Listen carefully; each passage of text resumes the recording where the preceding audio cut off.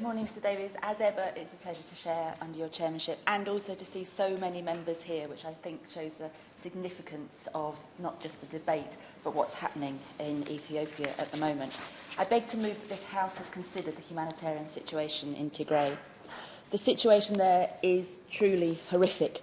This could be a debate about conflict prevention or regional stability or foreign policy in the Horn of Africa.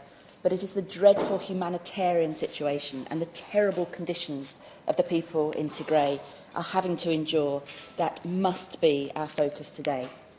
It was that dire situation that motivated my committee to produce a short report. I'm grateful to the government for their response to that, and I look forward to hearing more from the Minister shortly. Let us be clear, it is conflict that has driven a worsening humanitarian situation in Tigray. Against a backdrop of deteriorating political relationships between the regional government in Tigray and the federal government in Addis Ababa, the Ethiopian National Defence Force started security operations in Tigray in November 2020. The Tigray Regional Security Forces have fought against them, retaking the Tigrayan capital of Meleke in June. Local militia and unidentified troops are involved. Eritrean troops are fighting in Tigray and are alleged to have committed human rights violations and abuses. I don't want to dwell too long on the causes and the nature of the conflict, save to note two things. It is clear that there have been abuses by all parties to the conflict, and all parties are using propaganda and misinformation to advance their cause. And all the time, it is the people that suffer. Peoples whose lives were already difficult, whose livelihoods were under threat from climate change and the worst desert lotus infestation for decades. People who were already hosting populations displaced by previous conflicts in the region. I would like to set out briefly some of the key humanitarian challenges before going on to talk about some of the grave violations of human rights that have been reported. I want to focus on women and girls because, like in so many other conflicts and crises around the world, it is the women and girls who are disproportionately impacted once again. We must find a way to end the heartbreaking and unimaginable horrors that some women and girls have had to endure and continue to face in a form of gender-based violence and sexual violence. The first issue that arises in conflict is the risk of injury or death. People fearing for their lives and those of their family flee areas of conflict. An estimated of 2.1 million people have been displaced due to the conflict. In Tigray, many people have fled rural areas, and thousands of displaced people are being hosted within communities in large urban areas. These communities are themselves already stressed by the effects of conflict and shortages of food, water, and access to essential services. People aren't always safe once they have fled. The unpredictable nature of conflict means fighting often erupts unexpectedly. People have to flee fighting more than once. The effect on their lives and livelihoods is devastating, sowing the seeds of problems that will endure for years. Access is another major problem. Humanitarian agencies have been prevented by the conflict from reaching people in need. They have been unable to access areas to deliver vital supplies, while the lack of access also makes it much more difficult to assess need. The latest UN OCHA situation report says that no trucks will have entered Tigray since the 20th of August. Since 15th of July, only 321 trucks with humanitarian supplies have entered the region, providing only a fraction of the assistance needed by the 5.2 million people in need. The reality is 100 trucks a day are required to meet the demand. It's true that there have been some improvements in access, and at about the time we were preparing our report, it looked like agreements had been secured. However, it's not yet good enough to meet the needs of the people affected by the fighting. Parts of Tigray remain problematic to this day, with fighting still disrupting across routes and belligerents on all sides failing to recognise permissions granted to humanitarian agencies. Can I take this moment to pay tribute to the extraordinary work these humanitarian agencies are doing in the face of terrible difficulties and huge personal risks. Tragically, some humanitarian workers have been killed. Worst, it seems they have been deliberately murdered. Thousands of people in Tigray have not had access they need to food and water. Over 400,000 people are suffering catastrophic levels of hunger, and more than 4 million, around 70% of the population, are experiencing high levels of food insecurity. Combatants have blocked food aid from reaching its destination. It's been looted by soldiers, and there are reports of food silos being contaminated. Beyond these immediate life-sustaining needs, the conflict has brought about a collapse of essential services. Communication was cut off in the early part of the conflict. There have been power shortages, markets have closed, the internet's down, making bank transfers extremely difficult, banking has been disrupted, and essential services have collapsed. But to talk simply of the collapse of essential services would be to hide the shocking and awful truth that schools, hospitals, the means of production have all been deliberately and systematically targeted, vandalised and destroyed. Where schools haven't been vandalised, they're being occupied, either by the combatants or by displaced people seeking some kind of refuge. With markets closed and limited access for food deliveries, adequate nutrition is a real problem.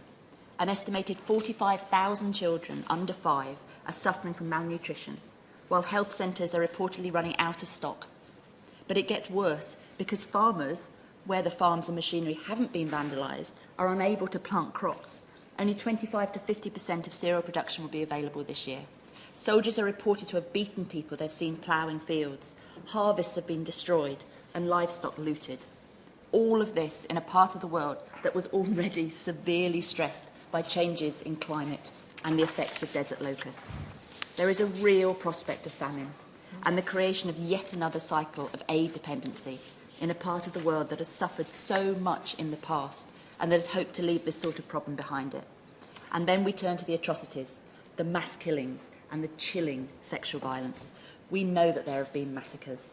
The clifftop killing of 25 to 35 civilians near Mahabi Diego, the killing of 160 people in Bora village in southern Tigray, the massacre of 100 people in Aksum in November by Eritrean soldiers. We know that there have been extrajudicial killings. In March, MSF staff witnessed young men being pulled off buses and killed. We know that women and girls have been raped. In February, a young mother was abducted and over 11 days repeatedly raped by 23 soldiers who at the end of her ordeal forced a rock and nails into her vagina. 12 women, 5 of whom were pregnant, were raped in front of family members, including their children. We know that some women have been held captive and repeatedly raped by soldiers and militia. Mark Lowcock, the UN Under-Secretary-General for Humanitarian Affairs, acknowledged this after the Reuters investigation found women and girls as young as 8 being targeted. It's brutal, dehumanising treatment. That the perpetrators caused these terrible acts to be witnessed by family members suggested they intended the effect to be terrorising. And I think that clearly points to the use of rape and sexual violence being used as a weapon of war. Since February, 1,228 cases of sexual and gender-based violence have been reported. Yet we know that for every rape, sexual violence case that's reported, there are many, many more that aren't. The UN Population Fund estimates that there might be 22,500 survivors of sexual violence who will seek clinical care this year. Let me note at this point that the UK government has slashed funding to the UNFPA by an astonishing 85%. I dread to think of the impact this will have on the women and girls in humanitarian crises like that of Tigray. We know a lot about what the survivors of atrocity and sexual violence actually need to recover. Sadly, we also know that, with much of the healthcare system in Tigray in tatters, there is little prospect of the survivors getting the support that they need. The stories emerging via these organisations are horrifying. Many of the survivors will go on to suffer long-term, debilitating physical and mental trauma. It may well be years before the health system are recovered to the point where women and girls will be able to get the support they need. It's important that the world bears witness to what is happening in Tigray, and the international system must do all that it can to bring the perpetrators to justice. I commend the work being done by the UN and by the Ethiopian Human Rights Commission to investigate. And can I ask the Minister to try and allow access to the African Commission of Human and People Rights? At the moment, they're stuffing difficulties trying to get in and carry out their investigation. It's vital that evidence of human rights violations and abuses alleged, committed by all parties in Tigray, is secured and investigated properly. It's important for the victims this happens. It's important as a warning to others. In our report, we said the situation in Tigray was an early test of the UK's commitment to the principles and approach of the UK as a force for good, set out in the government's integrated review. It still is. We recognise the Tigray crisis as a test of the FCDO's desire to combine diplomacy and development and to establish an integrated approach to conflict and instability. We pointed out that failing this early test could damage the credibility of the UK's new strategy.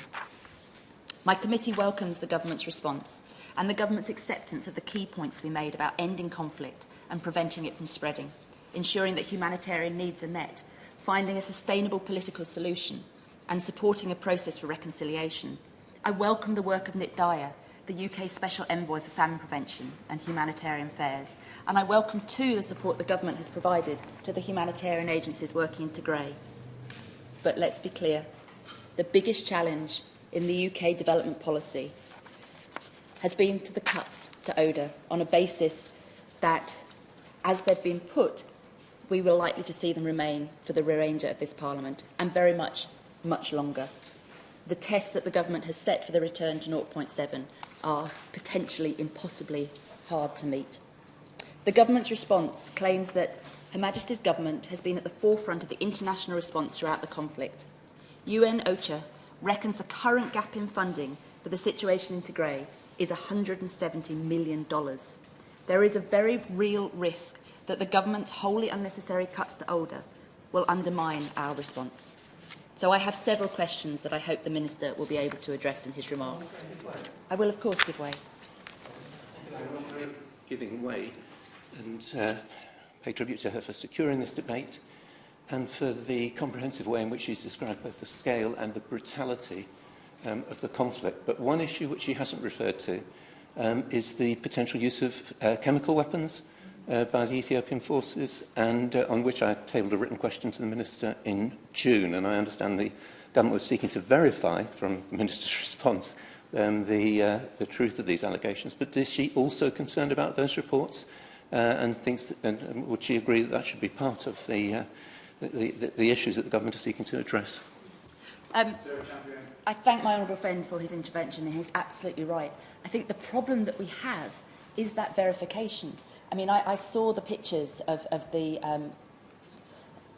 chemical attack. I have no doubt from seeing those pictures that that's what happened. But unless we are able to get people on the ground to capture that data and to verify it, it's incredibly difficult for us to be able to encourage the government, encourage the international community to actually take a more robust response to this. And that's why I think it's so important that we as parliamentarians keep on raising this, both the access to gather the data, to get the evidence so that then people can be held to account, but also just keeping it on our government's agenda. So, my questions to the Minister. I've numbered them. 1. How will the cuts in UK's ODA affect Ethiopia, and in particular the humanitarian situation in Tigray? And what does, I quote, being at the forefront of the international response mean for the UK's response to the current shortfall in funding? 2. What steps will the government be taking to put pressure on belligerents to end the fighting? And will he also press the UN to act on the issue of rape and hunger being used as weapons of war? 3. Will he update the House on the deployment of the PSVI experts in Tigray? And what assessment has the government made of the impact of aid cuts to programmes such as the UNFPA in supporting survivors of sexual violence in the long term? 4. What steps has he taken since the government's response was issued in July to prioritise Tigray? And what recent discussions has he had with aid agencies, the UN and other actors in the region? 5. Has the delivery of aid improved significantly since the government published its response to our report? And what are the next steps in the delivery of aid if it is to be further improved? 6. What steps is he taking to put pressure on the Ethiopian government and regional authorities to improve access and communications? 7. How concerned is he about the safety of humanitarian workers in Tigray, and what can be done to better protect them? And Minister, finally, 8. What is his latest assessment of the conflict spreading in Ethiopia, and what impacts fighting on Amhara and Amoro and other parts of Ethiopia is having on the work of the UK government in Tigray? Will people displaced by those conflicts depend on the same pot of money as the people in Tigray? The last month has been dramatic and traumatic in equal measure. But with attention focused in Afghanistan, it is easy for a crisis in Tigray to slip from our collective consciousness. Even without Afghanistan, Haiti may have pushed Tigray off the news cycle, and we hear precious little day to day about what is happening in Ethiopia. The reports are there if you look for them, but as a very real crisis, it does not get the level of attention it should. It's clear the violence in Ethiopia has spread, and the risks we identified of conflict spreading further are still very real. In closing, let me just say this. We must not lose sight of the situation in Tigray. The level of human suffering and the risk of conflict spreading demand it. Thank you, Chair. Thank you, Sir Champion, Chair of the International Development Committee. We've got 9 speakers, and on my mathematics, that's about 4.5 minutes. So can I invite Andrew Mitchell, first of all? Andrew.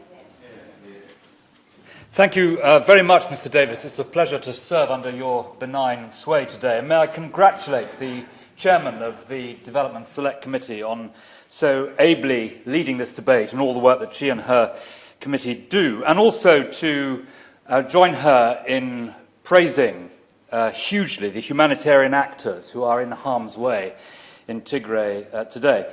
Mr. Davis, I went with Bob Geldof, who probably knows more about the situation in this part of Africa than most people in Britain, to see the Foreign Secretary some months ago at the start of this crisis.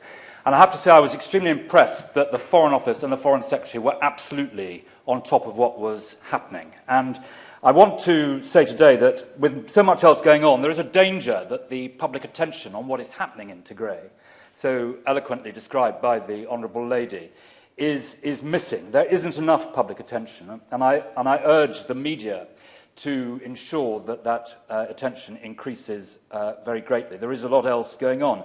Because the situation, Mr. Davis, is this. There's a massive deterioration in the position on the ground. 7 million people at least need urgent assistance. The position is set out yesterday on the BBC website. 150 people were found by the BBC to have starved to death. And this really matters to us in Britain. The development programme in Ethiopia in 2011 was the biggest development programme anywhere in the world. This is a big country, and there have been huge development gains there on the ground in terms of health, in terms of education, particularly among girls, and in terms of the rights of women as well. Enormous progress in that respect.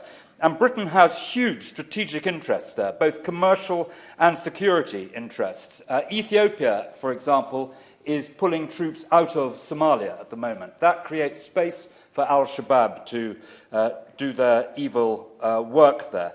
There are huge flows of desperate people across the border into Sudan. Sudan is a fragile country. Millions of people are displaced. The whole thing destabilizes the region. And Ethiopia, by this conflict, is being pulled apart. Liberation movements are growing in strength, alliances. At the best of times, Ethiopia is a very fragile democracy, and it is a country of 110 million people, and a major collapse there of itself will have far more impact than Syria or Libya or Yemen, and we need to bear that in mind. So what, Mr. Davis, should we be seeking? First of all, we need to seek a cessation of fighting on all sides. And secondly, we need humanitarian access, which is grossly inadequate at the moment. And it needs to be led by the international community, drawing on British expertise, and by the United Nations, and by the World Food Programme, which is doing an enormous amount of good work there at the moment. But their funding has been cut from 21 million last year to 9 million this year, and that needs to be put right. We need to recognise that people are starving to death in Tigray, that there is massive violence as set out by the Honourable Lady, so I won't repeat that. But Britain has a big strategic interest. Whether you care about development or not, Britain has a huge strategic interest in this part of the world, and in particular in Ethiopia, where millions and millions of pounds of taxpayers' money have been spent on the ground to massive effect, to real effect. And that is why this debate matters so much, and that is why the issues that we are discussing are so important today. Thank you so much. Thank you so much for your brevity as well. Can I now invite Narendra Mishra, a member of the International Development Committee, to give his contribution. Over to you. Thank you, Mr. Davis. It is a pleasure to serve under your chairship. I'd like to start by paying tribute to the Honourable Member for Rotherham, who's also my colleague on the International Development Committee, for securing this debate at a critical juncture for millions of Tigrayans. I'd also like to reference Oxfam, Amnesty International and Protection Approaches for the briefing they provided on this issue. As we have heard today, the escalating tensions in Tigray are deeply concerning, and the international community must act urgently to put pressure on the governments of Eritrea and Ethiopia and the Tigrayan authorities to bring an end to this latest conflict, which has now lasted almost a year and cost thousands of lives. The UK government must do all it can to de-escalate the rising tensions, investigate the reported war crimes and put pressure on all sides to allow non-governmental organisations to access the thousands of Tigrayans who are the victims of this conflict. Their lives remain at risk and they will continue to suffer unless urgent action is taken to prevent vital aid to enter the region. Mr Davies, more than 400,000 people in Tigray are experiencing famine-like conditions. To put that into context, that is more than the rest of the world combined. Furthermore, the Red Cross has estimated that almost 6 million people in Tigray and the neighbouring regions of Afar and Amara are also going hungry, while an additional 1.7 million people are in need of humanitarian assistance as a result of a recent conflict. It is clear that we are witnessing a humanitarian crisis unfold before our eyes in Tigray. I'm a proud member of the International Development Committee, and earlier this year we urged the UK government to intervene in this crisis to bring a swift end to the conflict and help facilitate humanitarian access. Since then, there has been a deterioration in the situation, while the ability of NGOs and aid organisations to access the region has diminished. For example, Oxfam told members of this House that aid organisations are struggling to transport the 100 trucks a day of food supplies that are required into the region. It is therefore vital that the UK government applies pressure to ensure there is unfettered and unimpeded access to Tigray to enable this life-saving aid to be delivered to thousands of people. Given our historic relationship with the region, we should do all we can to help. Amnesty International has raised concerns that attacks and mass killings have continued unchecked since the conflict started last November, with crimes against humanity taking place on both sides between the Ethiopian and Eritrean governments and Tigrayan rebels. Worryingly, a report this week by the Daily Telegraph newspaper revealed that since July, soldiers occupying parts of Ethiopia's Tigray region have been involved in what has been described as an ethnic purge of native people who are being thrown into concentration camps and massacred by the dozen. Witnesses in the northern city of Humeira, near the border with Eritrea, have claimed that soldiers from Amara province have been conducting Taliban-type door-to-door searches for ethnic Tigrayan people, the result of which being that thousands of residents have been forced into makeshift detention centres. Such scenes followed reports, which have since been corroborated by the UN, of Eritrean troops systematically killing hundreds of unarmed civilians in the northern city of Axum over a 2-day period last November, which saw open shooting in the streets.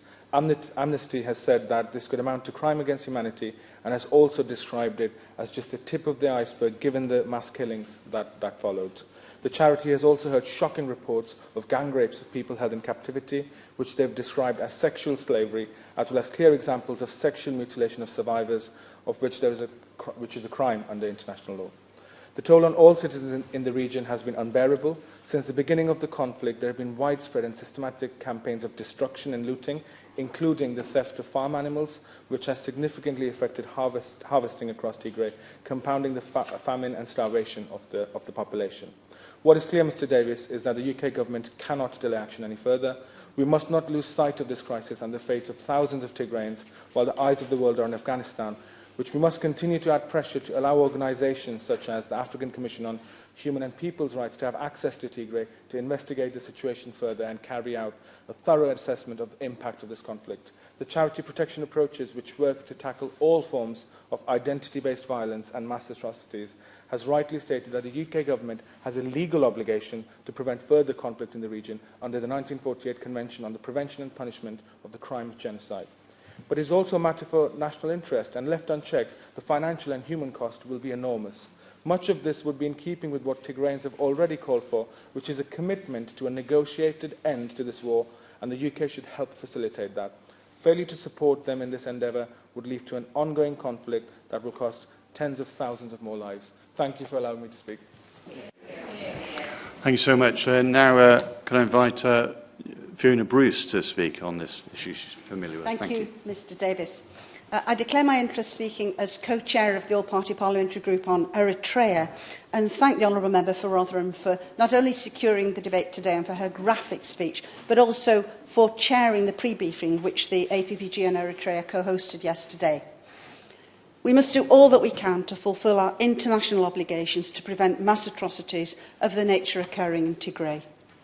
Christian Solidarity Worldwide report on worrying indications that atrocity crimes, war crimes, crimes against humanity and possibly genocide may have occurred and could well still be underway in Tigray.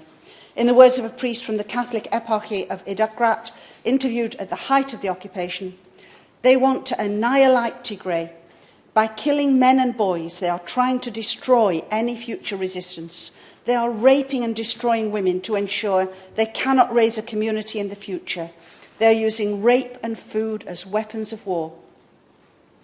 By June 2021, researchers at Belgium's University of Ghent had documented 10,000 deaths and 230 massacres, with many more incidents yet to be fully investigated. No one, anywhere, should be targeted on account of their religious beliefs, yet in Tigray, clergy and worshippers have been targeted and killed in large numbers. According to a statement in February from the employees of Mekelle Diocese and the administrators of 45 monasteries and churches, almost every monastery and church and religious school in Tigray has been bombed by drones or heavy weapons, and a lot of clergymen, deacons, congregation members of Sunday schools, religious students and children, especially those clergymen who were on religious service, were massacred like animals. The indiscriminate bombing and destruction of ancient churches, mosques and other religious institutions, the extensive looting of irreplaceable historical artefacts and manuscripts appear to be part of a multifaceted campaign that involves cultural cleansing. Not only do these actions violate international humanitarian law, but according to the Rome Statute, intentionally directing attacks against religious buildings and historic monuments can also constitute a war crime. In 2019, our government published a good policy paper, The UK Approach to Preventing Mass Atrocities. In places like Tigray now, we need to see actions to match with the strong words from that document. Words such as, the UK supports the deployment of all appropriate tools available to the UN in dealing with potential atrocities and conflict, such as sanctions, diplomatic travel bans, asset freezes, arms embargoes and commodity interdiction, and is a strong advocate for securing accountability and justice for atrocities committed. And developing programmatic support aims to foster environments where atrocities are far less likely to take place by addressing the root causes of conflict and drivers of instability through tackling corruption, promoting good governance, involving access to security and justice and inclusive economic development. And I hope in his closing remarks that the Minister will elaborate on how these words are being applied now to the UK's approach towards the conflict in Tigray and towards the wider region, not least to help de-escalate tensions. I also note the recommendations of the International Development Select Committee for Atrocity Prevention Training. In addition, the Truro Review, a manifesto commitment of this government, at Recommendation 7 states to ensure that there are mechanisms in place to facilitate an immediate response to atrocity crimes, including genocide through activities such as setting up early warning mechanisms to identify countries at risk of atrocities, diplomacy to help de-escalate tensions and resolve disputes, and developing support to help with upstream prevention work. Recognising that the ultimate determination of genocide must be legal, not political, and respecting the UK's long-held policy in this area, the FCDO should nonetheless determine its policy in accordance with the legal framework and should be willing to make public statements condemning such atrocities. Colleagues can be assured that as the Prime Minister's Special Envoy for Freedom of Religion or Belief, I am working closely, indeed daily, with FCDO to ensure that we implement this and indeed all 22 recommendations of the Truro Review in full by their required completion date of July 2022. Thank you very much. Can I now invite Patrick Grady to make his contribution? Patrick. Pleasure to serve, and I join the congratulations to the Chair of the International Development Committee in securing the debate. It's so important to keep this issue on the table in the face of so many other global challenges taking place today. And it is so concerning and disappointing and worrying to hear the kind of stories and testimony that we already have today, because several years ago Ethiopia was looking like a bit of a success story. It was quite a stable country. They were increasing food security, and Prime Minister Abiy was awarded the Nobel Peace Prize. But unfortunately, it's not the first time in recent years that the Nobel Committee seems to have jumped ahead of itself slightly and given awards that maybe, in hindsight, it should have taken a bit more time to think about. I also want to echo the thanks of others to those who supported the briefing yesterday, which was incredibly helpful and I think has informed a lot of what we've heard today. And we've heard the statistics again, OCHA estimating 2 million people internally displaced, 61% facing acute food insecurity, 600,000 already over the threshold into famine, and another 2 million on the brink, what the Oxfam rep who spoke to us yesterday described as the risk of catastrophic hunger. And as we've heard, multiple complex overlapping causes which require multiple overlapping interventions. The huge displacement, the lack of infrastructure, the destruction of roads and bridges that simply make getting aid to where it's needed almost impossible. The communications blackout has come up time and time again in the briefings and the evidence. A military tactic, but completely undermining humanitarian relief, which should be able to be delivered over and above whatever's going on in terms of conflict. And this dreadful use of hunger as a weapon of war. And we've heard the stories again about the deliberate destruction of crops and livestock.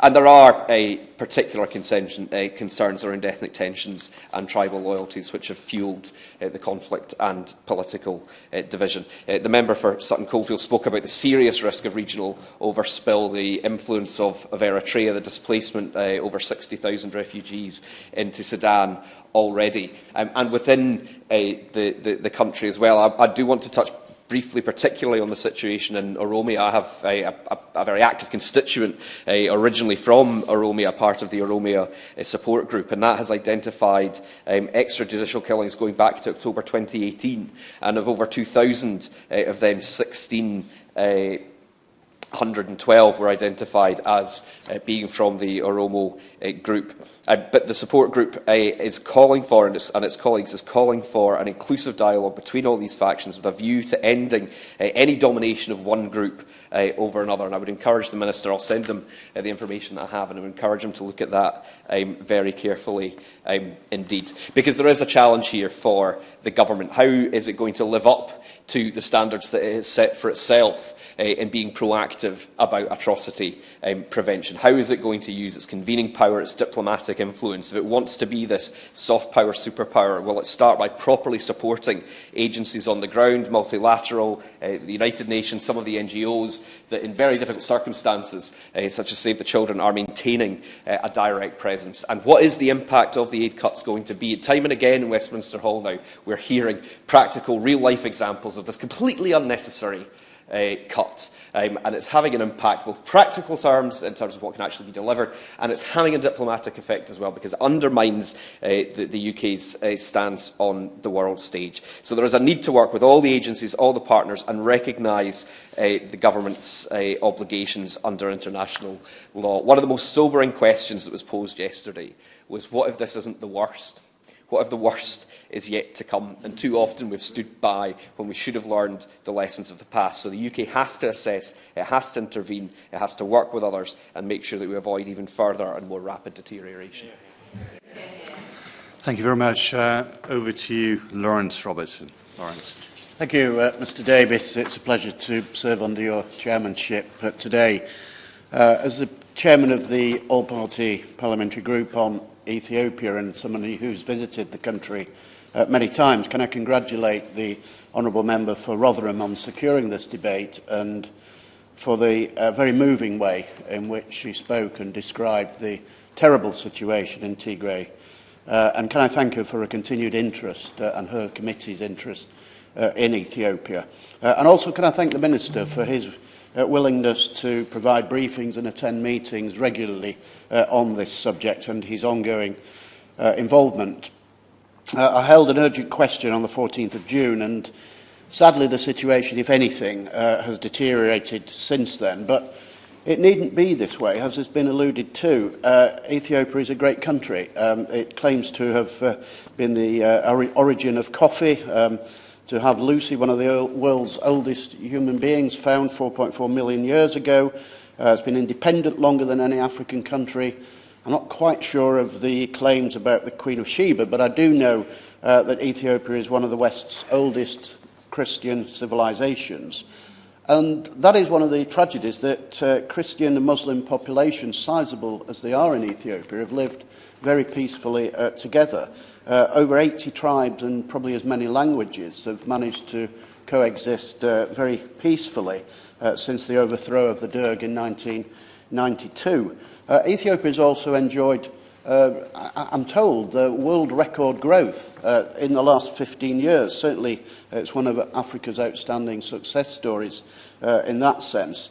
And it really is ironic that trouble has flared since the appointment of the outward-looking, modernising Prime Minister, who, as has also been said, won the Nobel Peace Prize for making peace with Eritrea after a very long-standing dispute. But it is right also to say that the rumblings of discontent started actually before he took office and sadly have increased since.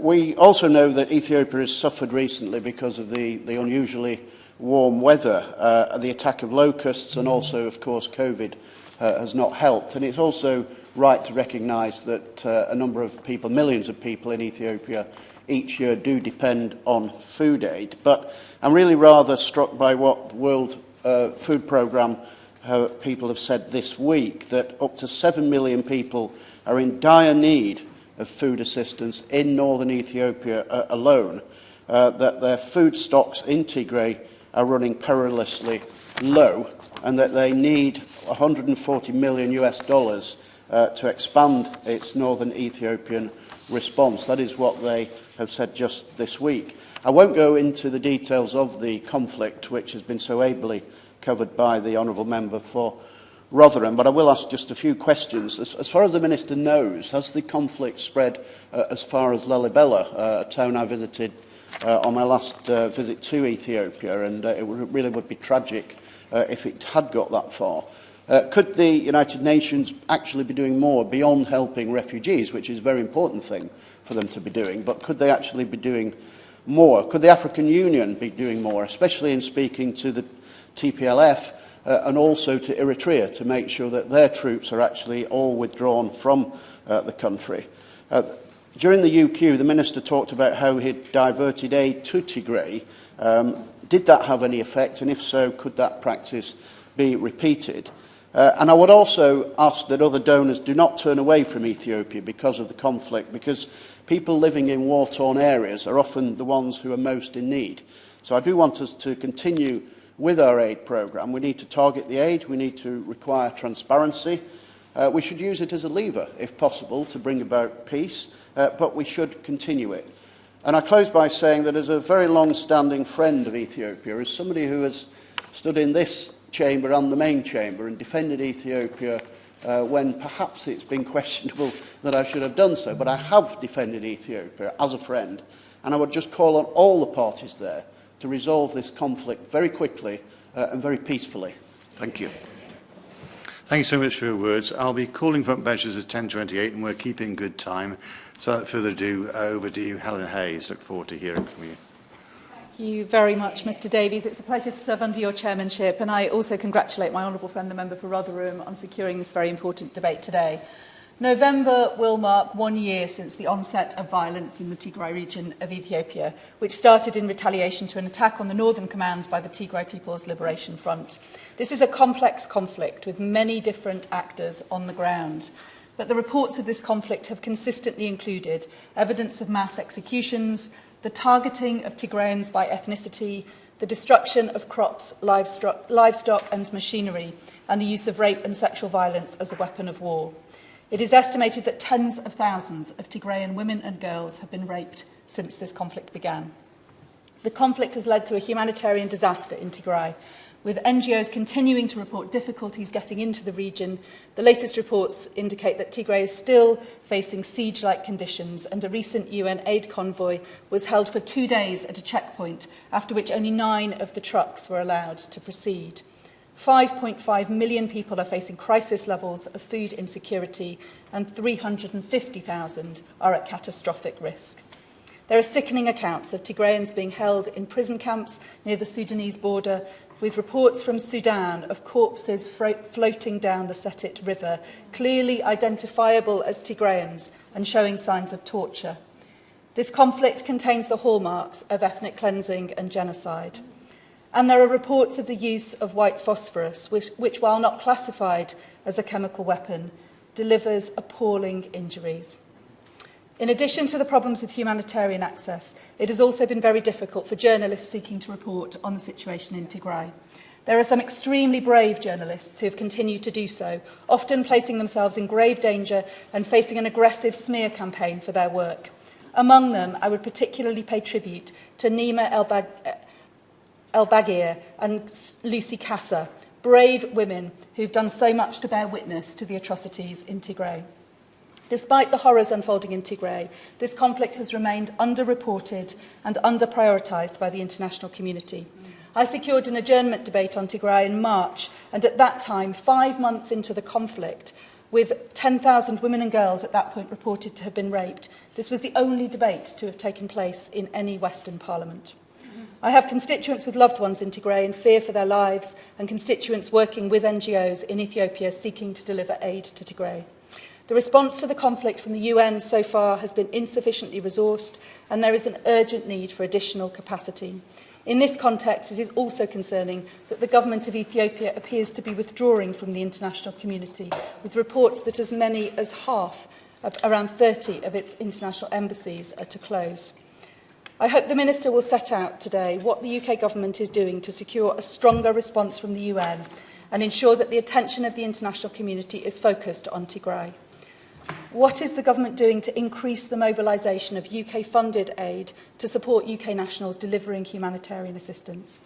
What is the government doing to secure a peace process to prevent this conflict from escalating further across Ethiopia and the Horn of Africa? Will the UK government prioritise trauma support and healthcare services for women and girls who are survivors of rape and sexual violence as a first-order priority of its humanitarian response? And will the Minister finally recognise the catastrophic implications of cutting international aid at this time? The conflict in Ethiopia risks a humanitarian catastrophe potentially as serious as the famine of the 1980s. And there are other equally pressing priorities across the world, including the 18 million people in need of humanitarian aid in Afghanistan. In the current context of cuts, each time the Minister stands up and says that the government is committing additional resources to a humanitarian emergency, it begs the question, at the expense of which other humanitarian priority is this additional aid being delivered? And this simply cannot be justified in the face of such unfolding horror. Thank you, Helen. Now over to Florence Ashalomi. Florence, please. Thank you. Thank you, Mr. Davis, and it's a pleasure to serve under your chairmanship and to be back in Westminster Hall. I almost got lost this morning. I also want to pay tribute to the member for Rotherham for calling this really important and timely debate, and her opening remarks in highlighting the need for us to make sure this does stay on the agenda. With the 24-hour news cycle, it's so easy for major issues of this scale to be pushed down, and the constant refreshing and updating, one could almost forget. So it's really important for us here in this Parliament to keep this on the government's agenda and looking at what clear action and response our government will be leading to help this situation.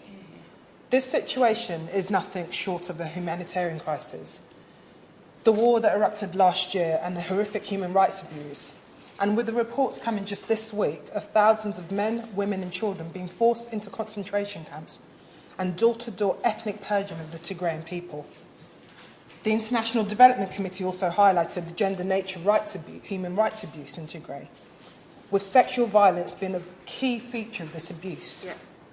Last month, the report by Amnesty International revealed that the forces aligned to the Ethiopian government had subjected women and girls to sexual violence, rape and sexual slavery. If we are committed to ending sexual violence against women in this country, we have to be equally committed to helping those women and girls across the country. For those with family in the region, like my constituent who contacted me in March, the war has made contacting their loved ones even so much more difficult. They are worried, they are petrified for their loved ones. And tragically, this isolation has made it so much harder for the humanitarian aid to get through to the people who need it the most. Food has run out in many regions in Tigray. And as the Right Honourable Member for Sutton Coldfield highlighted, over 150 people have died of starvation last month alone. 150 people dying of starvation. That should shame us as a country. And there can be no mistake that the levels of human suffering is a direct result of the conflict, and it shows no sign of a peaceful resolution anytime soon. So as Honourable and Right Honourable Members have asked the Government this morning, I'd like to also ask the Minister, what additional act and support would Government be offering to help address this really serious issue, to help bring an end to the conflict? And will the Government be using its relationship with the Ethiopian authorities to ensure that the Government protects those affected communities and brings an end to this human rights and gender-based violence which we are seeing? Thank you. Thanks so much. Fleur Anderson, we look forward to hearing from you. Fleur. Thank you very much. It's a pleasure to serve under your chairship, Mr Davis, and to be back in the real Westminster Hall today. And I do congratulate the Honourable Member for Rotherham for securing this very important and timely debate. And I agree with many members in the debate today that the eyes of the world are not on Tigray as they should be. And so this is an important time to set on the record what's happening there right now, and to hear from the Minister what is our response. I share the distress, sadness displayed by so many colleagues this morning at what we're still witnessing in Tigray. It is a truly heartbreaking situation. At the time of Live Aid, I think we are so proud as a country that we stood up together and we supported the people of Ethiopia in their time of crisis. And we want to do the same again. We want to know what's happening in that region. We feel a great bond, as well as those constituents that I have who have family members in the region. The UN Secretary-General says that as a humanitarian catastrophe is unfolding before our eyes. The Foreign Secretary took his eye off Afghanistan, so I hope to hear from the Minister today that this is not the case for Tigray. I have been heartened that the Foreign Secretary mentioned Tigray in briefings held during the recess, so I'm glad of this opportunity for the Minister to be able to lay out what is happening from the British Government. And I will also have some questions as well. On the 4th of November 2020, armed conflict broke out between the regional government and the federal government in northern Ethiopia in the country's Tigray region. This conflict has since spilled over into neighbouring Amhara and Afar regions. Reports indicate that clashes continue in northern Ethiopia, involving Ethiopian, Amhara and Tigrayan forces. Hundreds of thousands of people are displaced in Afar and Amhara, and over 2.2 million people are now thought to be displaced in Tigray and to neighbouring countries, as has been mentioned before in this debate, including many to Sudan. It's estimated that over 6 million people across the areas are affected by the crisis and in need of assistance. The scale of this humanitarian crisis is staggering. More than 5 million people in Tigray require immediate humanitarian assistance, and there are at least 54 organisations providing aid and services. And I join with other members in paying tribute to the brave humanitarian workers on the ground right now. However, there are significant gaps in assistance that are disproportionately affect Ethiopian women and girls, who have virtually no access to livelihoods and often live in insecure environments. The harvests are failing right now. The harvests of November and December are likely to fail. There hasn't been an ability to plant, and so the crisis is getting worse, and that verification on the ground is needed. For months, Ethiopian troops, aided by Eritrean soldiers, have tortured, sexually assaulted, killed and displaced Tigrayan civilians. The TPLF has also perpetrated human rights abuses and the looting of a US aid warehouse. OCHA, the UN Office for the Coordination of Humanitarian Affairs, reported on the 19th of August that while access in large areas inside Tigray is now feasible and secure, other areas remain inaccessible. The extended delays with clearance of humanitarian supplies, with lorries going in but not coming out again to replenish their stocks, is a major issue right now. And OCHA also say that they are 50% short of the funding needed to respond now. So the questions I would like to ask are, when did the Foreign Secretary last speak to the Ethiopian government and make these points? Has the Prime Minister spoken to his Ethiopian counterpart? What steps are the UK government taking to ensure the protection of civilians, including women and girls, from sexual and gender-based violence in particular? Will the Minister ensure that aid is prioritised for this crisis and do all in his power to press the Ethiopian government for an increase in funding, for the cessation of fighting, for unfettered humanitarian access through the road through Amhara region, for example, is now closed? What's happening with that? The resumption of essential services, water and sanitation, power, banking and communications. To challenge the Ethiopian government on the rhetoric being used against the humanitarian community, which is endangering aid workers, many of them British aid workers, right now in the region, and ceasing the targeting and arresting of Tigrayans in Addis Ababa. The eyes of the world must be on Tigray, and urgent action must be taken. Thank you, Chair. Thank you, Fleur. And last but not least, from the backbenchers, the indefatigable Jim Shannon. Jim. Thank you, Mr. Davis. It's an absolute pleasure to be back in as the Honourable Lady referred to, the real Westminster Hall and to be part of those debates. Can I thank the Honourable Lady for Rotherham for, first of all, setting the scene? We've all said it, but we all mean it.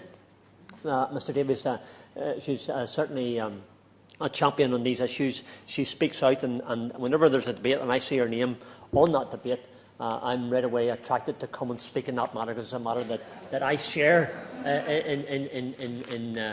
with her and my concerns. And the concerns have been expressed by everyone here today, so I'm really pleased to say that. It seems at times like this that all eyes are on Afghanistan, and that's perhaps as it should be, because it's understandable. However, this debate today reminds us that throughout the world there are people in need of the help and support, and the war in Tigray area of Ethiopia is one such place. Honourable Gentleman referred to the historical connections and relationships that the United Kingdom have with Ethiopia.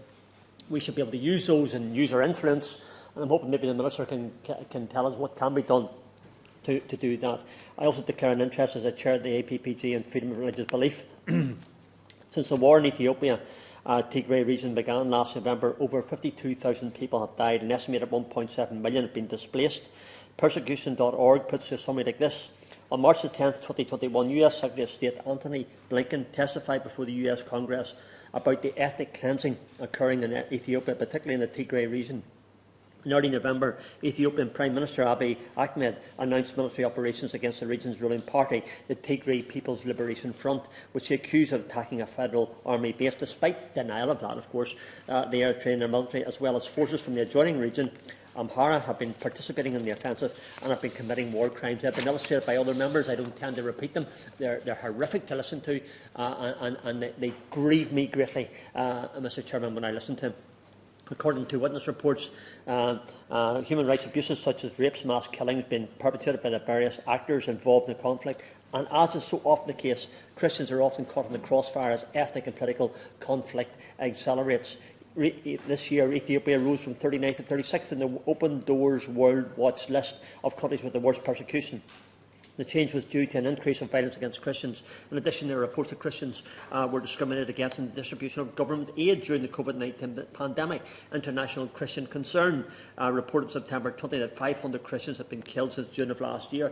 And in late November 2020, just last year, approximately 800 people were killed near St Mary of Zion Church in the northern Tigray region. The situation is dire for Christians and indeed people of all faith and those of no faith. There's no one really safe in the Tigray region, and that's a fact. The debate highlights the need for the FCDO to offer more help to address the reality of living life in war-torn Tigray, with children living in fear, with no education or vocational prospects, insufficient food, and with family units decimated. How important it is to have families, and families are dispersed and attacked and violated. less than 10% of the required humanitarian cargo, 2.2% of the necessary operational cost, 28% of fuel have been able to reach Tigray since the 12th of July. Only 300,000 hectares of farmland were planted out of 1.3 million hectares available, with a maximum of 13% of agricultural yields expected, further exacerbating the food insecurity. So much needs to be done. I know that we in the UK can always play our part, but we need confirmation from the Minister that that's happening in every way. Only 25% to 50% of the normal cereal production will be available this year, as agricultural planting season has been missed in many parts of Tigray due to food stock depletion. Only 131,000 people were assisted with food between 19th and 25th of August, and it was 547,000 in a similar period a week earlier. An estimated 1.7 million people are facing food insecurity in Afar and Amhara regions due to the spillover of the Tigray conflict. I understand the Minister will outline the steps that this government has taken, and I welcome those steps. However, my question is simple. Can we do more? The answer is, from everyone here is, yes, we can. Can we offer more support? Can we uplift the aid? Can we use local churches and NGOs to ensure that the aid gets through to those who need it most? Minister, I ask you my question. Can those churches, can those NGOs be used? And please, if possible, either today or in the future, tell us what can be done. Will we stand by and watch, or will we be able to say that we did what we could? I conclude with this, Mr Davies. I implore the SCDO and the Minister to review this scenario, source additional support to feed these children and help these people to plant the crops and to ensure that there is at least some hope of a future for these people, which we all ask for today in this hall. Thank you. Thank you very much, Jim. And then over to Alan Smith. If you could keep your remarks to about 10 minutes, that would be helpful. Thank you, Alan. Mr Davies, I've always struck me that nobody ever criticised a speech for being too short, so I always endeavour to keep my remarks brief. It's a genuine pleasure to wind up this debate and follow so many consensual speeches, and I'd also congratulate the Chair of the International Development Committee for bringing this really very important issue up the agenda, because we can't lose sight of the tragedy that is unfolding. The first casualty of war is truth, and that's certainly the case in Tigray. There has been wrongdoing on all sides, and it is difficult to calculate what's actually happening on the ground. So there's been some very strong contributions throughout this debate. I was particularly struck by my friend from Glasgow North, who gave us the context that this is a reversal of the progress that had been made. It didn't need to be like this. There has been good, constructive aid spent. There has been progress made. And what we are now seeing is a tragedy where we're genuinely witnessing sexual violence and starvation being used as weapons of war. And this is while the world is watching. And the scale, as we've heard, is quite staggering. 900,000 Tigrayans are starving. 5 million are on the brink of starvation and experiencing chronic food insecurity. An estimated 15,000 cases of rape in the last 7 months has been calculated by Amnesty International, with 2.2 million displaced persons so far, with many more in grave danger. Now, this has been a very consensual debate, and I'm glad to hear it, because this is not for party political knockabout. But where we do very strongly diverge from the UK government, from the SNP perspective, is our deep sadness at the walking away from the 0.7 aid commitment. We can't do more with less. And we see that in Tigray, we see it elsewhere, and it is a reversal of the UK's good work on international development, as we've heard, which we regret deeply, and particularly with so many former DFID personnel being based in Scotland and East Kilbride. We feel that very personally, and we would again urge the UK government to reverse course on these cuts. A number of concrete questions to the Minister. As I said, I always seek to be brief. What discussions and what success has the UK government had in its talks with Ethiopian and Eritrean governments towards a ceasefire, but also towards achieving humanitarian access? What aid will the UK commit to emergency food aid, particularly as winter is approaching? So many people are at the risk, really grave risk of starvation, and we could see a globally significant tragedy. What assessment has the FCDO made of risk of the instability in Tigray spreading to other regions within Ethiopia, but also to other countries within the wider region? Because this could be the focal point of a far, far wider crisis, even than it is. The UK has authorised £65,000 worth of military exports to Tigray, to Ethiopia, since 2018. Now, that's not huge, but it's surely not appropriate. Can the Minister assure us that there will be no further arms exports to the region? Because that's surely the last thing that the region is needing. And on accountability, there have been war crimes committed within this conflict. What discussions has the UK been part of within the UN in particular, I suspect, to ensure accountability of war criminals within the region? And because we must hold them to account. It's because there are many things that Tigray is going to need support on going forward, and where the UK government makes steps towards those meaningful contributions, they'll continue to have SNP support, because this is too important for party political knockabout. Thank you, Mr Davies. To invite Stephen Dougherty. Well, thank you, Chair. It's a pleasure to serve your chairmanship, Mr Davies. And I want to thank, in particular, my honourable friend from Rotherham, Chair of the committee, for securing this debate today and for the work that she and her committee have done on this matter, and all who've contributed today, and particularly my honourable friends from Vauxhall, Putney, Dulwich and West Norwood, Sheffield, Stockport and more. But also want to thank all the other members, because I think what's been clear today is the level of concern here, and the comments that were made by the honourable members from Tewkesbury, from Congleton, the honourable member from Sutton Coldfield, from Glasgow, from Strangford. All of them have illustrated some of the horrific reports that we're getting from Tigray and the wider concerns of this House. And as the honourable member from the SNP just said, this is not about party political issues, this is about concern for the people of Ethiopia, of Tigray, and our wider humanitarian and human rights responsibilities in this world. And that's why it's an issue as well, Mr Davies, that I and the Labour Front bench have repeatedly raised with ministers, and we've had many discussions with the Minister over this, and also with the Ethiopian government and other parties directly. And I want to commend all those humanitarian and human rights agencies who are doing remarkable work on the ground. And as also been mentioned, the journalists who are reporting in very difficult circumstances, but that reporting is so crucial for us understanding what is going on in situations like this, and attempts to intimidate and threaten them have been deeply disturbing to me. And I've been absolutely horrified by some of the allegations of abuses on all sides, the reports of ethnic cleansing, of religious persecution, of attacks on women and on children, allegations of torture, allegations of war crimes. Some of the stuff is just simply horrific. And as ever in these situations, it is civilians who suffer.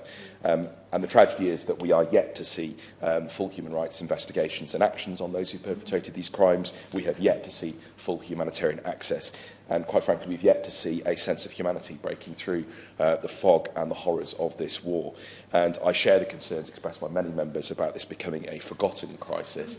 We've all been deeply concerned about what's going on in Afghanistan, but we must recognise that there are crises and tragedies happening in so many other places in the world, whether it's Yemen, whether it's across the Sahel, whether it's Ethiopia. We've seen the recent disturbing events in Guinea in recent days. And we as a House and the government, I hope, are keeping a full awareness of all of these situations and taking action wherever appropriate. But I wanted to start with on some of the comments that have been made. The Honourable Member for Dulwich and West Norwood spoke in the adjournment debate very powerfully earlier this year about the sexual violence that we've seen, and I will come on to this, but this shocking figure that an estimated 10,000 rapes had happened is simply horrific, and all sides, as I said, have been accused of war crimes and crimes against humanity. The Secretary-General described the situation in Tigray as hellish, and I think that very much bears out what we've heard today. Thousands have already died. 4.4 million people are now in IPC phase 3 or above, with 1.7 million facing food insecurity in the Afar and Amhara regions as well.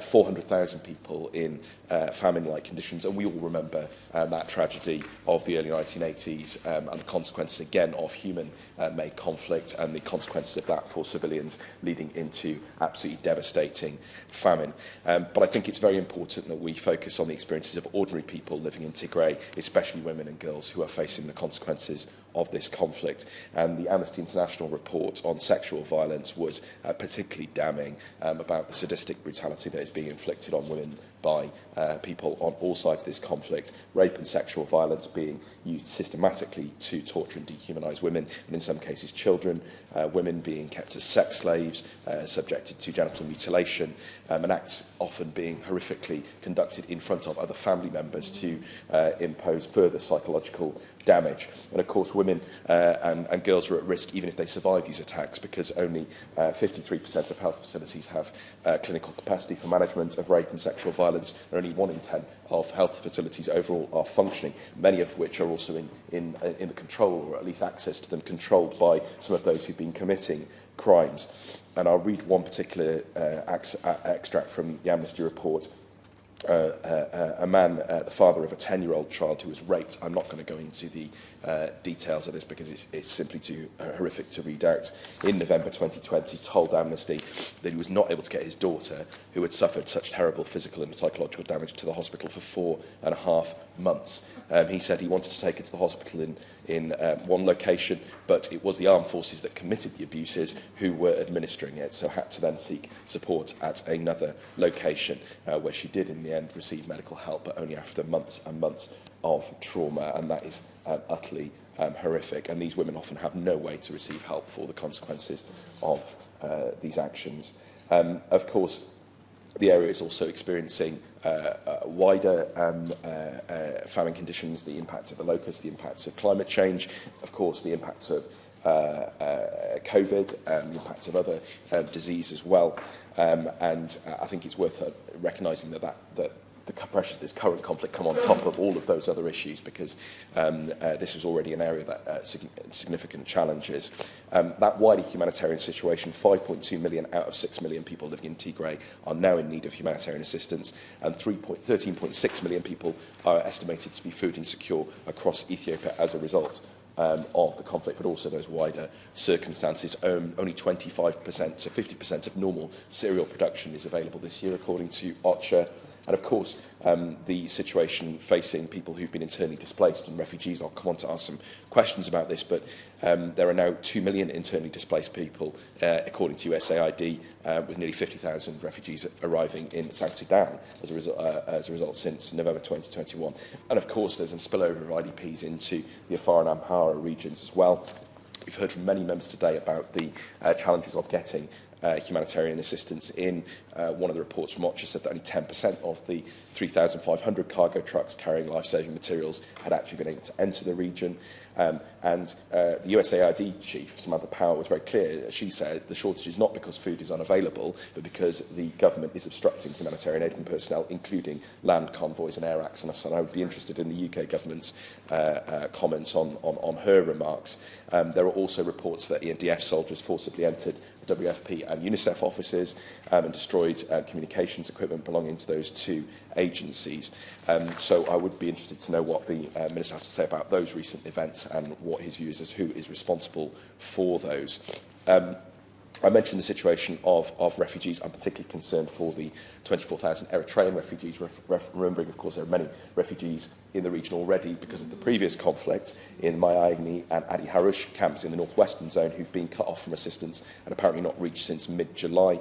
It's been reported both those camps have run out of food and the refugees are facing violence and intimidation by armed groups.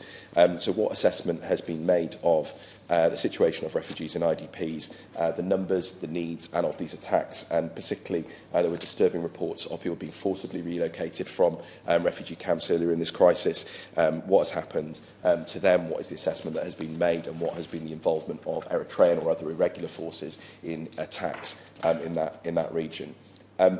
Even in the last couple of days, we've seen some pretty horrendous information coming out from the UN. They're talking about the Samara-Abala corridor, which has been inaccessible since the 22nd of August, that 200,000 litres of fuel is required for the humanitarian response, that is not available as well, the needs of cash as well to pay for services locally, which again has not come in the levels needed to provide services. UNICEF reporting that 100,000 face severe acute malnutrition in the year.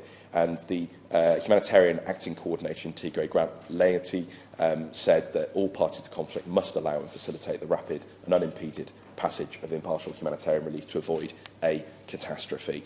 And he is very, very stark in what he says about the risks of famine and significant levels of mortality. We've heard the reports, it was mentioned by other colleagues, about 150 people allegedly having died of starvation directly. Obviously, that report is from the TPLF. It's not able to be independently verified, but certainly it tallies with the figures that we've heard from the UN and other agencies who've spoken of 400,000 already living in famine-like conditions. I want to end by asking the Minister some very specific questions.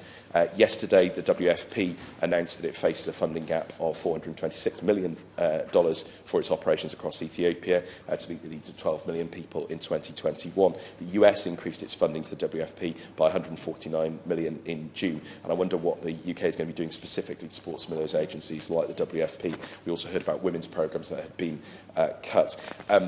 We've been very, very clear. We think that the decision to cut the commitment from 0.7 to 0.5% was completely wrong, and I think exemplified in situations like this. And I know the Minister doesn't want to answer this question directly, but I'm going to ask him again.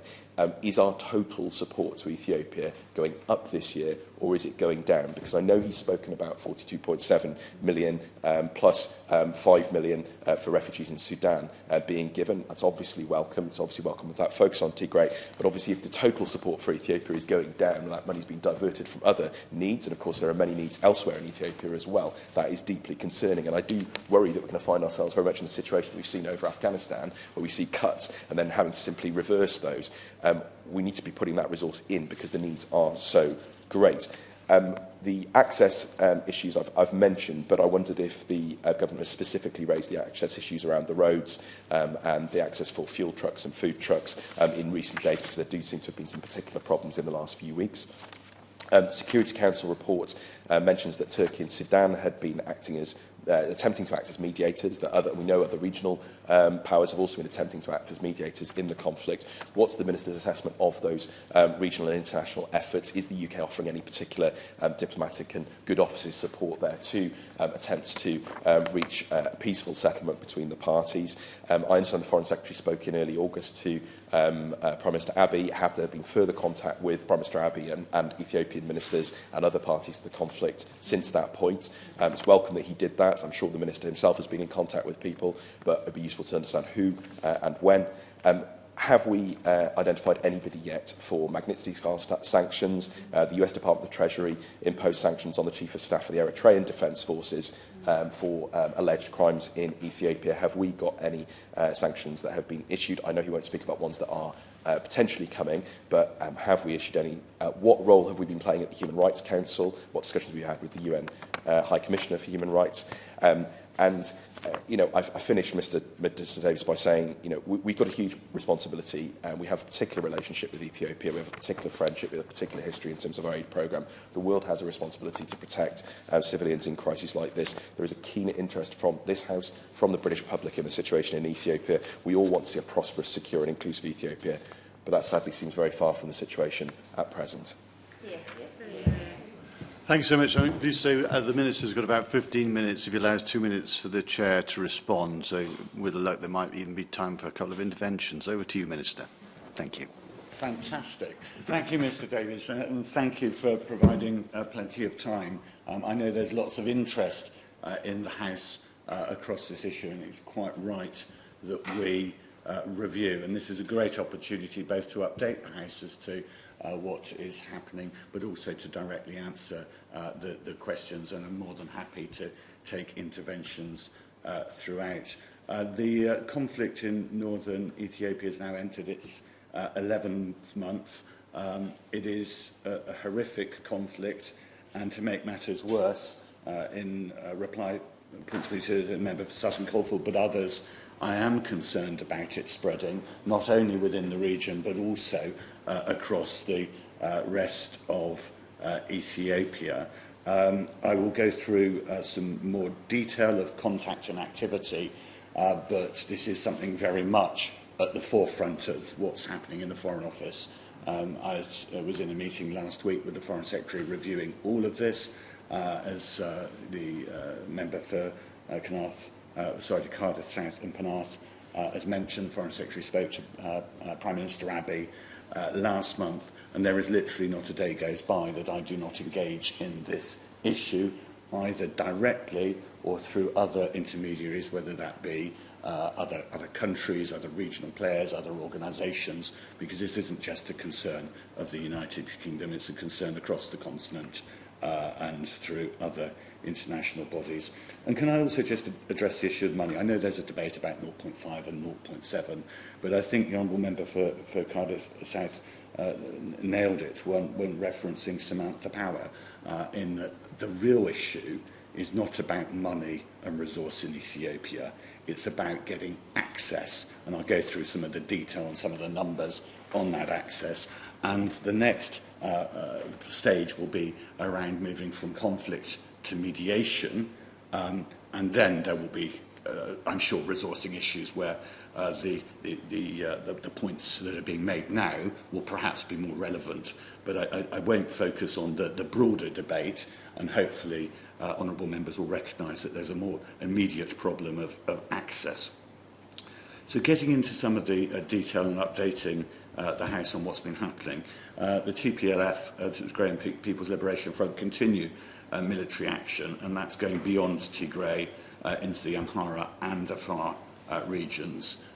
This is suffering, extending the remit of the suffering and the nature of the suffering. And we have consistently called on all sides to stop the fighting. It is horrific to have to listen to the stories of what is happening, but it is clear rape and sexual violence are being used as a weapon of war. Famine is being used as a weapon of war. There was reference to chemical weapons. It is difficult to establish definitively what is being used, but what is clear is civilian populations are being targeted, which in itself is against international humanitarian law. So, if your child or your mother or your family die, it may be technically relevant how they die, but if they're being targeted, that is the offensive thing that we need to stop happening. Humanitarian agencies are realistically facing what I would describe as a de facto blockade of aid into Tigray, and to avert further humanitarian catastrophe over and beyond the atrocities which we've already seen, we call on the Ethiopian government to allow unfettered access and to start restoring essential services, and I'll go into a bit more detail in a second. Eritrean forces, alas, are once again in Ethiopian sovereign territory in significant numbers, and they must withdraw, and their failure to withdraw again will lead to a further escalation in this conflict, which simply is not needed. The position that both parties are taking is not helpful. I've been asked about mediation. There's a number of mediation attempts. There's a lot of discussion. I'm not going to go into detail of some of that mediation, but it is fair to say it is not currently working. So different things need to be tried in different ways. I mean, since November, more than 2 million people have been displaced across Tigray, and 450,000 just in Afar and Amhara in the more recent conflicts. Basically, everything's broken down. 90% of hospitals are working. 90% of hospitals and health centres aren't working. There's no banking facilities, no electricity. Communications are down, which leads it makes it very difficult to verify some of the stories as well. So if things did open out, which we would encourage, no doubt we will find out more, and it will feel worse. I certainly will give way. On these communications, again, I highlighted that I have constituents who are very worried about their family members. If you're saying that communication is broken down, is there anything more that the government could help in terms of with members who are trying to get that crucial information for their constituents? I think there are things at the periphery that can be done, but at the heart it's about building that access in the fullest sense of the words. I mean, early on in the conflict, we were even finding evidence of satellite phones from aid organisations being taken and used for other purposes, further breaking down. And there are some parties that don't want open access to communications. They want to finish the conflict as they see it on both sides. In terms of the supplies getting through, there's a need for over 100 trucks every single day to get in. That is a massive logistic effort, even if everybody was behind that effort.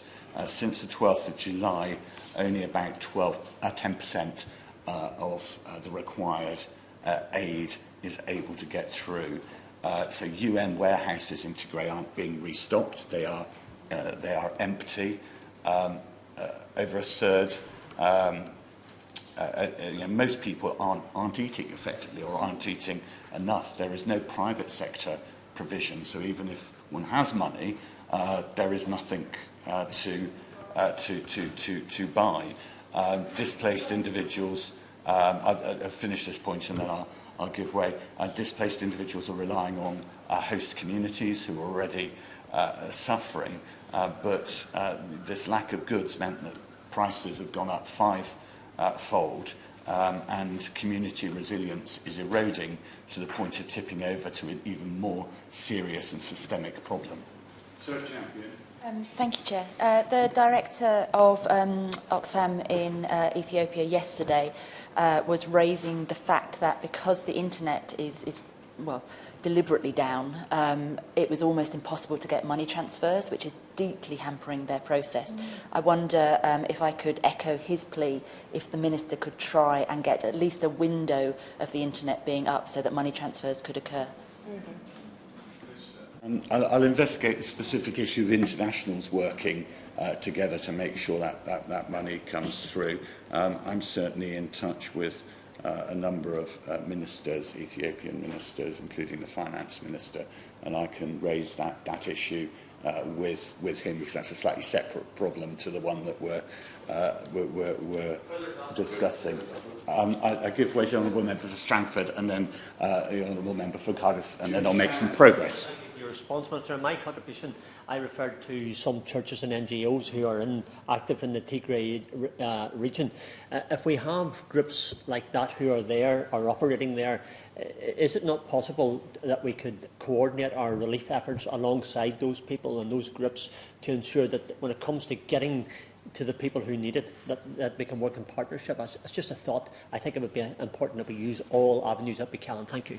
It's a good thought. It's something we will do. It's something we are doing, and certainly I will discuss with our envoy for freedom of religion and belief to make it as effective as possible. But these networks are really useful networks to validate informally before we see on the ground what's happening.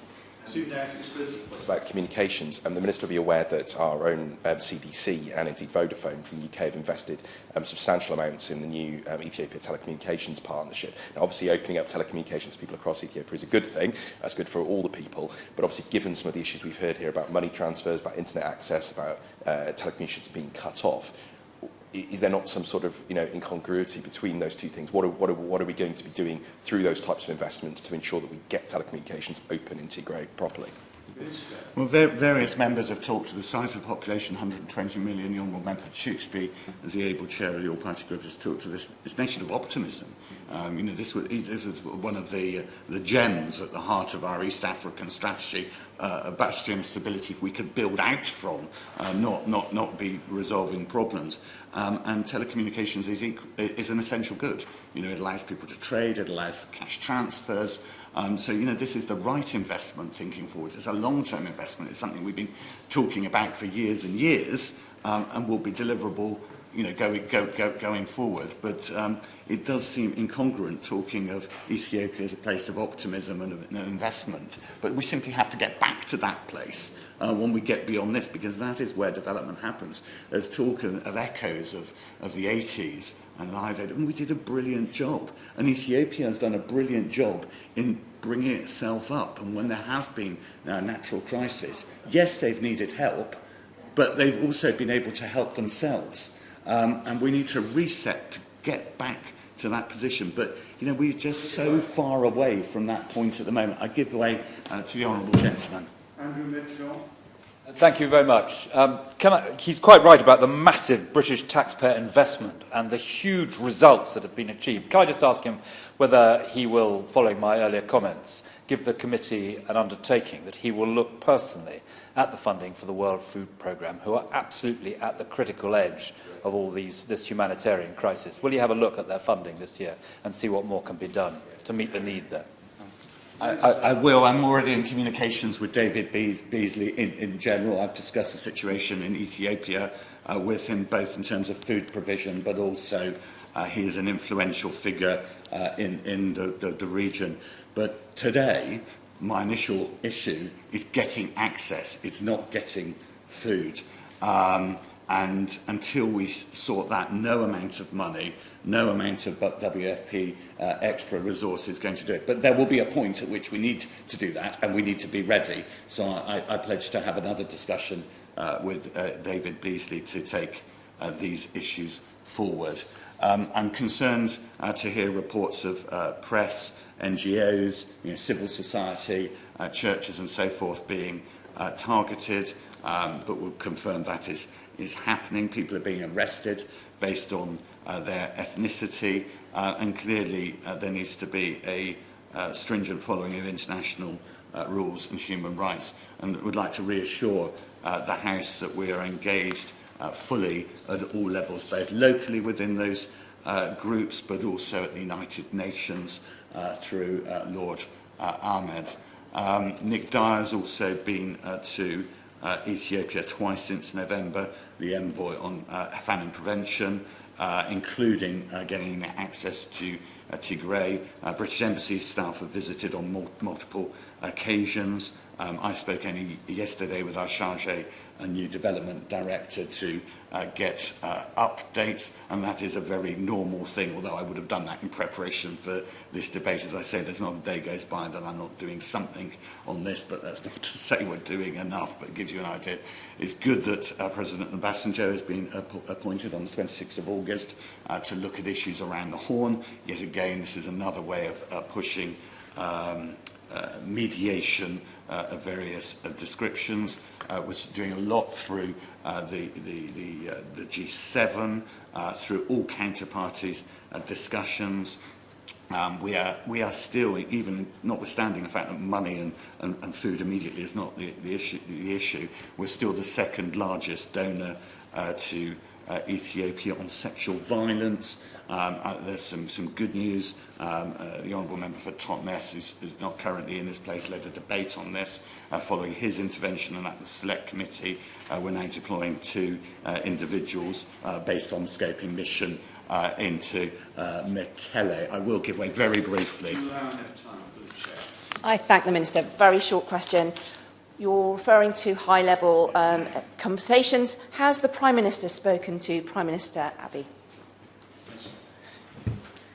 The answer is I don't know, and so I don't want to say yes or no and mislead. But this is, very much something that is on his desk. What I haven't got is a kind of TikTok of his interactions. So the situation is dire, it is horrific, but there is a nation we can get back to and a relationship we can get back to that is a positive about the horrific incidents with great sadness. But we should aim to get back to where we were and progress with that nation and put it back on a more positive path. I thank the House for raising this debate.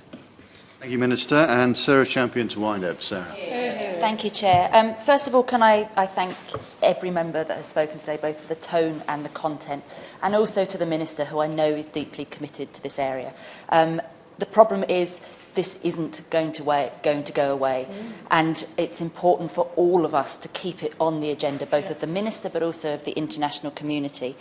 The risks that we have highlighted are dire, and I can't see a way easily that they're going to be resolved without international intervention to get all of the parties round the table and actually discuss a long-term solution. And the threats to the broader region are also profound. I'd like to raise one thing with the Minister, which has been raised in the debate, and that is about atrocity prevention. It was the one thing in my committee's report that the government pushed back on, and so I'd like to request a meeting with the Minister to discuss just that. I agree. I note the work that's been done on that. There's still more work to be done, a more nuanced solution. I agree to arrange a meeting with officials to work out a better way forward following the report. Thank you, Chair. Thank you. The question is that this House has considered the humanitarian situation in Tigray. As many as of that opinion say aye. Of the contrary, no. I think the ayes have it. The ayes have it. Order, order. Thank you very much indeed.